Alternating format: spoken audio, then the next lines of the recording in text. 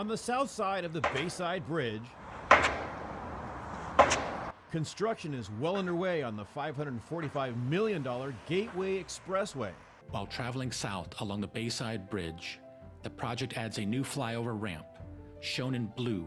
There's no doubt about it. It will speed commuters to I-275 when finished in late 2021. But Causes headaches. It goes on endlessly, Keep you way up? past 9, 10 o'clock at night. There's no need for that. people in the Shady Lane Village mobile home park are paying the price. But we're really close, so there's no need for the pounding to continue all hours of the night. 8 on Your Side asked FDOT why this has to go on at night. A rep explained lane closures and crane movement requirements means night work on occasion. Yeah, it's pretty annoying. It went on all day and all night yesterday. Some are taking the pile driving noise better than others. I'm already 83 years old. Honey, nothing bothers me anymore.